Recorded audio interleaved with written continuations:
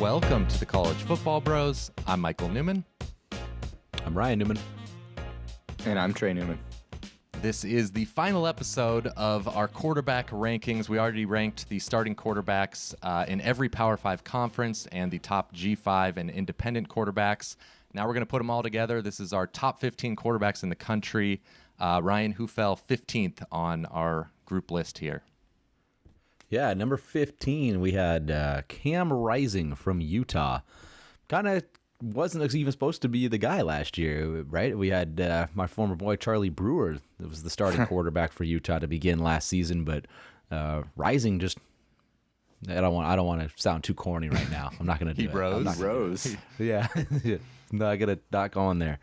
But he had a good year after he took over. I mean, Utah just kind of took off as a team as soon as Rising was in there. So 20 touchdowns, 5 picks, almost 8 yards per attempt. And he was a pretty good runner, going for 500 on the ground, which was a little surprising to me. I didn't realize he had that dual threat ability. Led Utah to a Pac-12 title, thrilling Rose Bowl performance. Too bad he got hurt against Ohio State. Who knows what would have happened there, but just a great thing for him to be up top 15 nationally after not even starting last year. Yep. Moving on to number 14 from Purdue, Aidan O'Connell.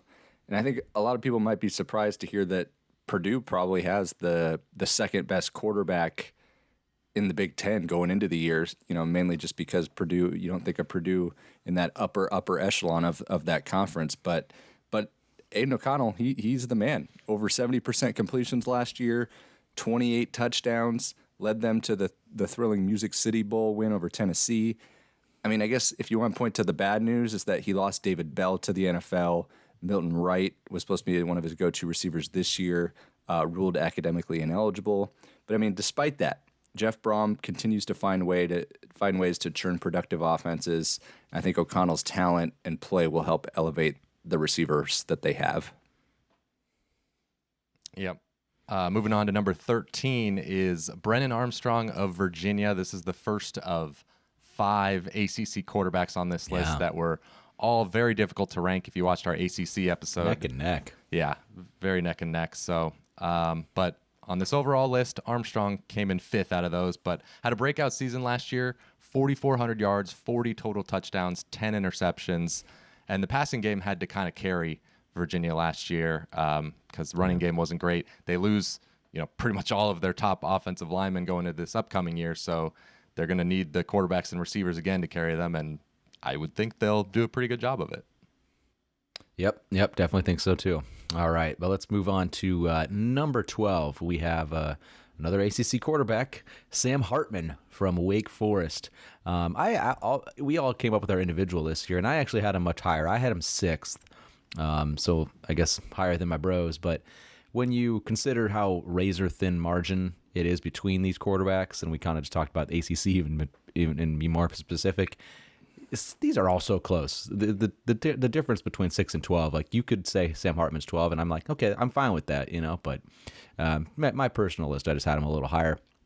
But the reason why I did is just I think he carried Wake Forest last year. Their defense was terrible, didn't have much of a run game. I mean, that team, why they were so successful was the passing game and Sam Hartman. So I think he's poised for another huge year. They got a lot of pieces coming back, so expect him to put up big numbers. Moving on to number 11, continuing our ACC theme, Tyler Van Dyke of Miami.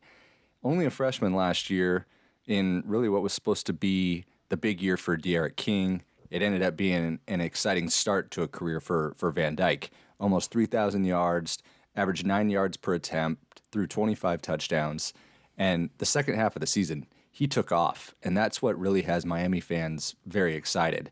Led them to a 5-1 finish with only a close loss at Florida State. They won at ACC champ Pitt. People are really bullish on him, especially with the excitement of Mario Cristobal coming to town. All right, moving on to the top 10. It's Dillon Gabriel at Oklahoma. Of course, transferring from UCF, where he was very good. He averaged nearly 9 yards per pass attempt in his career there. Super low interception percentage. And you might say, okay, well, it was in that kind of Josh Heupel offense for the most part. Well, now he's going to Jeff Lebby's offense, which he is familiar with from earlier in his career. So I just would think that he would continue his great play. Yeah, you would think so.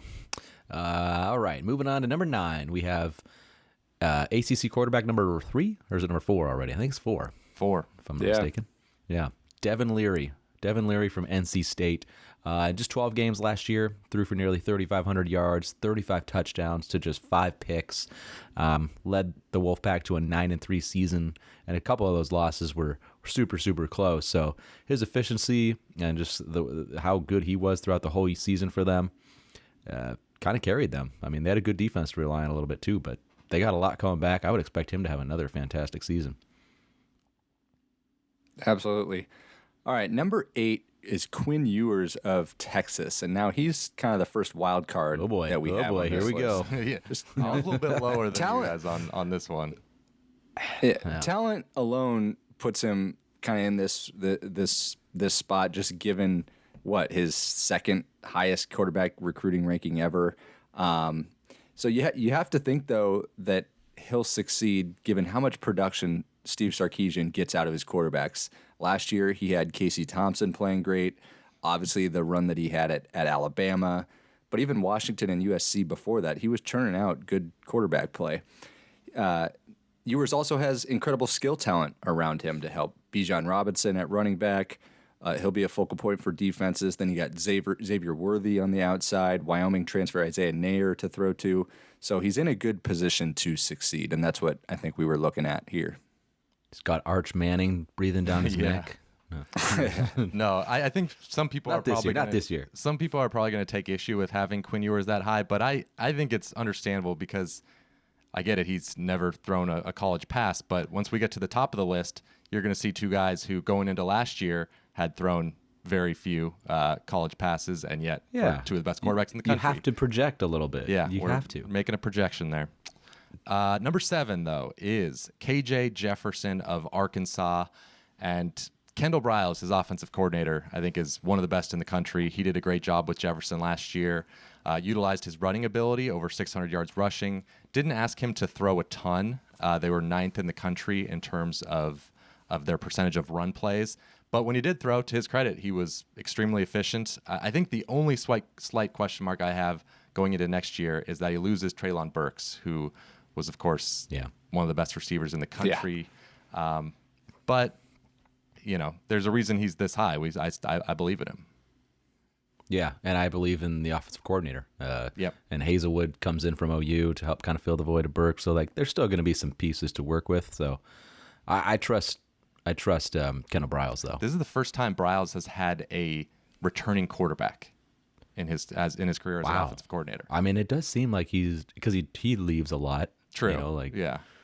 But wow, that's interesting. Well, Jefferson could be Heisman contender then. No, never know. You never know. Yep. All right, man. Do I just get stuck with all the ACC QBs here? Number 6, we have Malik Cunningham from Louisville. His rushing stats are obviously kind of the reason why you put him up so high. He rushed for over 1,000 yards last year and 20 rushing touchdowns. I mean, he's a great running back, man. That's just great stats.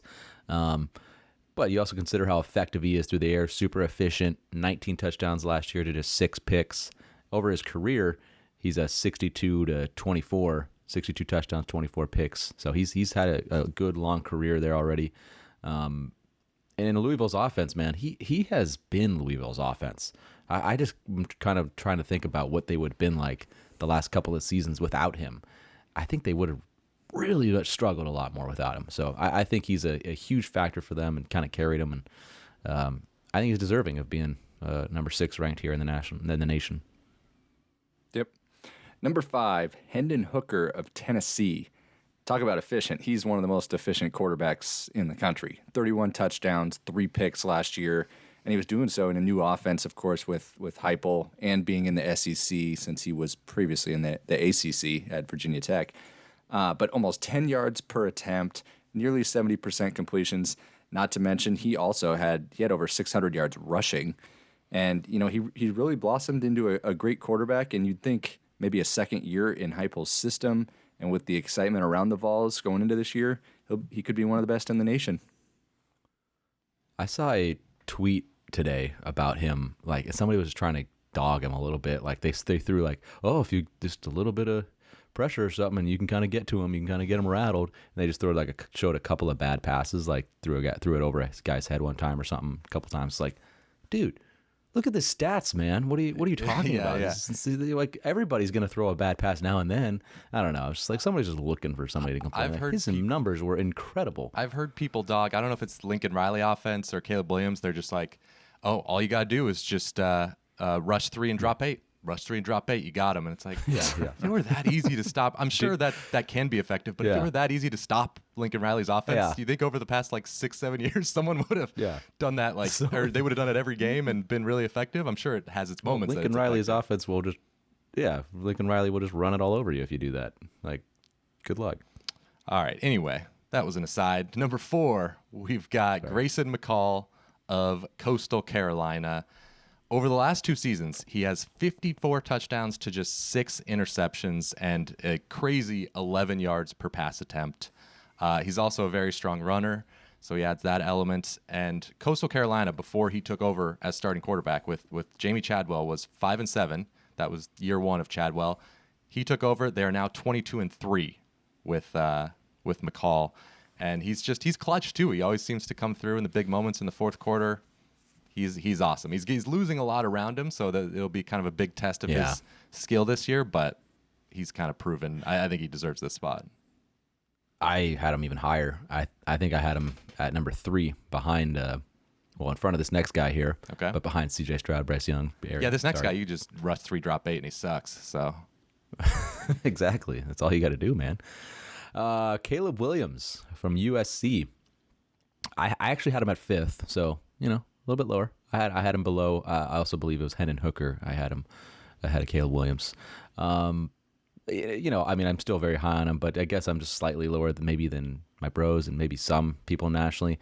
I just want to see a little bit more. Particularly against good teams. I mean, he did play poorly against Iowa State and Baylor, and he was okay against Oklahoma State. So the three pretty good defensive teams in the Big 12, he didn't exactly play that great. Now it's not always just him, but there's still some question marks out there. Also with of course, you got to factor in this year a new transition, new team, new supporting cast, first year. Hesitant to put him ahead of guys like we previously mentioned, Hooker and Grayson McCall, that are proven guys that have just with their team. So, maybe by the end of the year, Caleb Williams could jump these guys, especially when you got Jordan Addison coming to USC. But just little cautiously optimistic about him. All right, that's fair. Yeah, not really helping our ranking here, Ryan. I know. I don't think you're a little bit underselling what he his overall stats last year, his QBR, his what he did compared to what Spencer Rattler did, and especially as a true freshman. So I want to make the case for him actually being 3rd, but I hear, and even if he is 5th, that's still pretty good. Yeah, it's still pretty good, but I think most people would put him higher than 5th. Yeah, you're saying it's not like a lock that he has to be 3rd, and that's fine. Exactly, right. That's all I'm saying. All right, thanks for helping us out, Ryan. All right, number 2. We've got these next 2 guys. They're 1 and 1A. We happen to have number 2, Bryce Young of Alabama. There's not really much you need to say. He won the Heisman last year. Ridiculous stats, 5,000 yards almost, 47 touchdowns. Had a clutch comeback victory in the Iron Bowl on the road. Beat Georgia in the SEC title. Threw for 421 yards and 3 scores in that game against the best defense by far last year. The challenge for him going into 22 is just a little bit unknown at receiver. Obviously, someone will break through. Could be Burton from Georgia, the transfer, but losing Jamison Williams, John Mechie isn't necessarily ideal. I'm not worried, but it's just something to watch next year. He's still going to put up some gaudy numbers. Yep, and number 1 is also going to put up some big numbers. C.J. Stroud at Ohio State. Trey and I agreed on this one. We both had Stroud number 1. Ryan, you were the only one that had Bryce Young number 1, which obviously a reasonable choice. Can't go wrong here. I just preferred Stroud's efficiency, 10.1 yards per pass attempt, number 1 in the nation in pass efficiency rating, number 1 in the nation in QBR, tied for first with Bryce Young in PFF's grades, for what that's worth. And Bryce Young was under pressure, though, more to his credit. So that's you kind of go either way here, but slightly preferred CJ Stroud. That is totally fine. They're equal. All right. Yeah. Full list here. What do you think of this top 15 overall? Any honorable mentions? What do you think, Ryan? SEC, ACC dominated, man. Those are the two best conferences as far as QBs go. I don't think there's really any doubt. I mean, the debate can be maybe for third, but 1 and 2. You can 1 and 2 out SEC, ACC. It's close. There's some really good QBs in both, but they are the top two, clearly, in my eyes. Yeah. And I think looking at this list, I think kind of the top 5 for me, I didn't have to think about too much. I thought CJ Stroud, Bryce Young, Caleb Williams, Grayson McCall, and Hendon Hooker in some order for me, it was a pretty easy choice. Yeah. After that, 6 through 15, you could mix it up in any order, and I wouldn't have a problem. And there's even guys outside of the top 15, like Jake Haener was my, I guess, biggest snub. I had him in my... Yeah, Jaron Hall was Jaron Hall, BYU. You could throw in... BYU. Spencer Rattler. I had Will Rogers close to this, too. I like Will Rogers at Mississippi State. I think he's poised for a huge year. Okay, what about you, Trey? Yeah. So. No, you guys hit all my points right there. You took the words out of my mouth. All right. Well, let us know if you're watching on YouTube in the comments below your thoughts on our list and any quarterbacks you would have had in your top 15. But that does it for our quarterback ranking series. If you enjoyed these, be sure to check out our coach rankings series as well. We did that a couple months ago, so you can check that out on our feed. And we will see you next time. You've been watching the College Football Bros. Be sure to subscribe here on YouTube and in your podcast app for college football content all year round. For bonus episodes and access to our Discord chat, join our Patreon at patreon.com/collegefootballbros. Thanks for watching.